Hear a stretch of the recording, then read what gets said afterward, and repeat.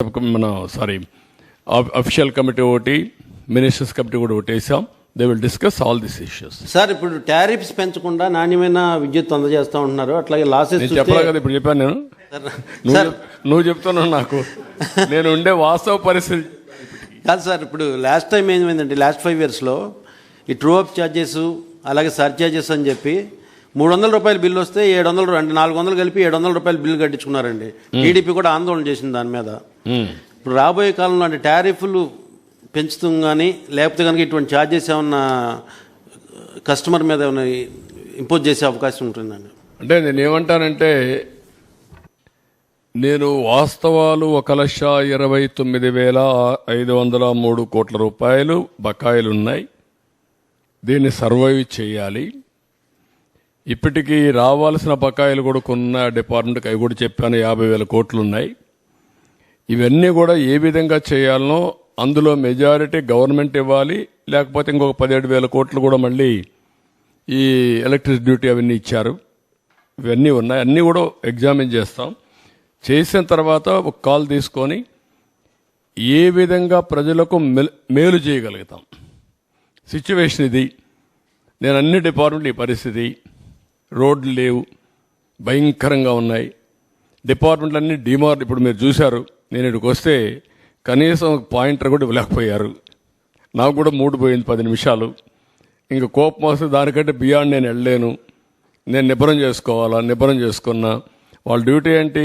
Pointer పెట్టుకోవాలి కదా, power point presentation ఒకసారి చెక్ చేసుకోవాలి కదా. ఇవన్నీ చాలా సమస్యలు ఉన్నాయి. అంటే ఇంకా ఎక్కువ మాట్లాడితే మీరేమంటారు, ఇది పోయి అది వస్తుంది రేపు highlight. This is where I am today.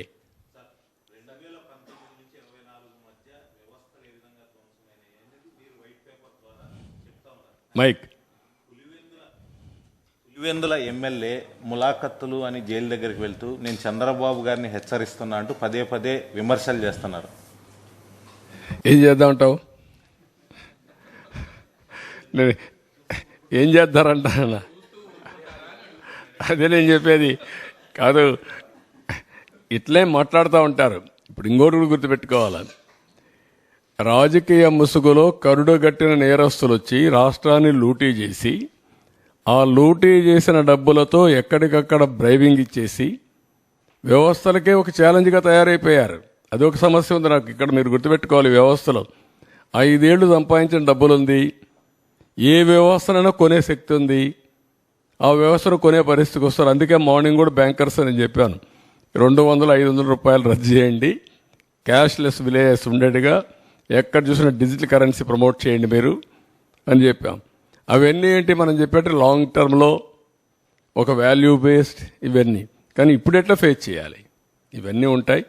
ఎవరు ఎన్ని అరిచినా, ఎన్ని బెదిరింపులు చేసినా ఐఎమ్ వెరీ క్లియర్, ఎవ్వరు కూడా నేరస్తులు తప్పించుకోలేరు, అవినీతి పరులు తప్పించుకోలేరు. ఎక్కడ విక్టిమైజేషన్ ఉండదు ఈ గవర్నమెంట్లో. ఈ గవర్నమెంట్లో ఒకటే ఉంటుంది, ఫర్మ్గా ఉంటుంది గవర్నమెంట్. ఎవ్వరికి భయపడదు, సిస్టమేటిక్గా ఉంటాం. ఎవరు తప్పు చేసినా, ఎవరు రాజకీయ ముసుగులో బెదిరించాలన్నా ఆ బెదిరింపులకు ప్రభుత్వం భయపడదు. సార్, ముఖ్యంగా కరెంటు బిల్లులు చూపించి సంక్షేమ పథకాల్లో కూడా కోత విధించారు గడిచిన 5 ఏళ్ల కాలంలో. అంటే 500 రూపాయల కంటే బిల్లు ఎక్కువ వస్తే అర్హుడు కూడా ఆ లబ్ధి చేకూరిన పరిస్థితి ఉంది. ఆ విషయంలో ఎలాంటి కేర్ తీసుకోబోతా ఉన్నారు? వాట్ ఐఎమ్ సేయింగ్, అల్టిమేట్గా నేను ఎప్పుడు చెప్తాను, అభివృద్ధి జరగాలి, సంపద సృష్టించాలి, ఆదాయాన్ని పెంచాలి. పెంచిన ఆదాయం మళ్ళా అభివృద్ధికి, సంక్షేమానికి రెండుకి ఖర్చు పెట్టి సస్టైనబిలిటీ తీసుకురావాలి.